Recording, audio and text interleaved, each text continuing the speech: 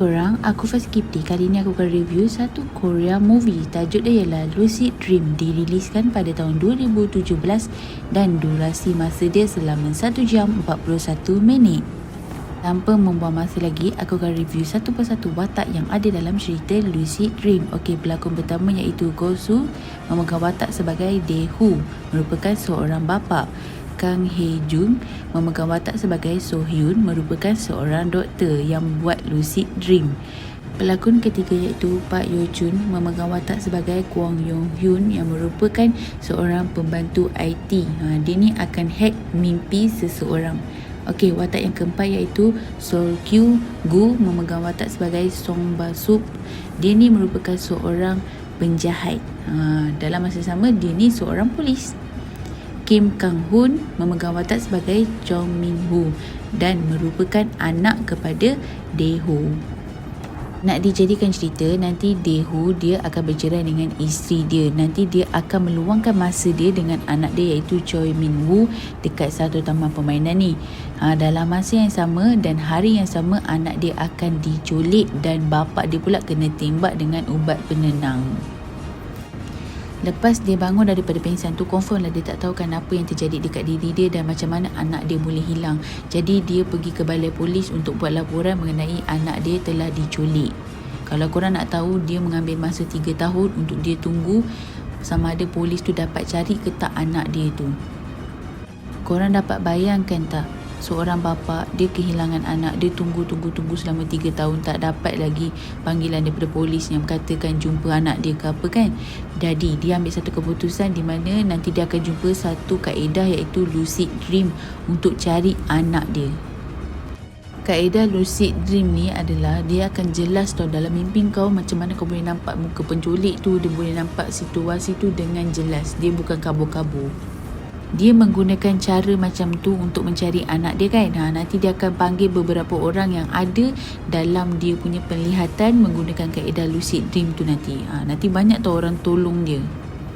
Nanti ada informer bagi tahu sebenarnya anak dia telah diculik dan dibunuh. Kalau korang nak tahu yang informer tu juga nanti dia akan disoal dalam penjara dan bunuh diri pun dekat penjara juga. Kalau korang nak tahu lagi, orang yang in charge kes tu sebenarnya adalah mastermind. Lepas tu dia akan jumpa dengan Kwon Yong-hyun. Kalau korang nak tahu, tadi kan aku cakap dia pembantu yang macam hack mimpi kan. Okay, nanti dia akan hack mimpi seorang lelaki ni. Kalau korang nak tahu, seorang lelaki ni dia amat membantu tau. Sebab dia ni merupakan seorang lelaki yang telah menculik anak dia dan melepaskan anak dia dekat satu kawasan. Sebenarnya anak dia tak mati tau dan anak dia hidup dengan baik.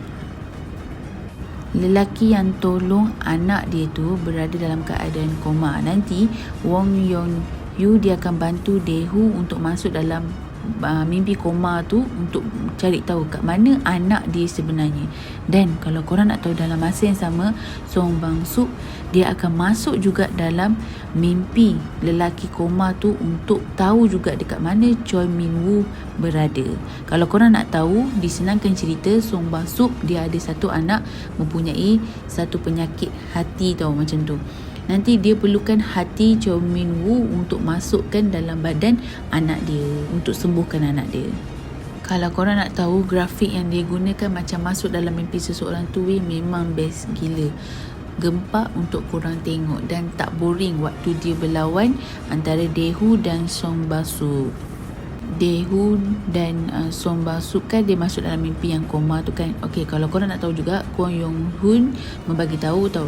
Dia cakap korang perlu keluar dari mimpi tersebut dengan cepat. Kalau yang koma tersebut meninggal, diorang akan terperangkap dalam mimpi ataupun diorang punya roh tak boleh balik ke badan diorang semula. Jadi diorang matilah.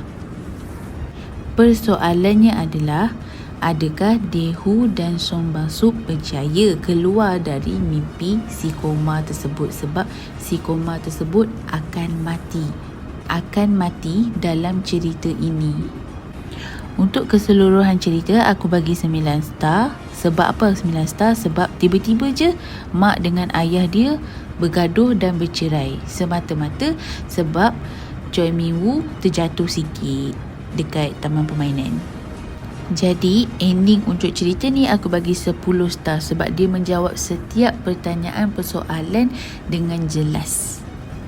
Pengajaran yang aku dapat dalam cerita Lucid Dream adalah kasih sayang seorang bapa yang tiada tolok bandingnya. Kalau korang nak tahu, ada satu scene di mana dia nak dapatkan information daripada informer tau. Informer ni pula cakap kat dia, kau cuba terjun dari bangunan ni. Kalau kau hidup, aku akan bagi information lah pasal anak kau ada dekat mana dan dekat mana. Lepas tu dia ni sanggup tau untuk bunuh diri. Nanti kalau korang nak tahu, informer tu tak sampai hati lah bagi dia bunuh diri kan. Nanti dia akan bagi tahu dekat Daeho apa yang sebenarnya terjadi. Tapi dia tak bagi tahu semualah sebab dia cuma tahu sikit-sikit je. Okey korang, itu saja review aku pasal Lucid Dream. Jangan lupa tengok, okey? Dan jangan lupa juga untuk like, subscribe dan share video aku. Kalau boleh tolong tekan loceng untuk nantikan video review yang terbaru. Bye.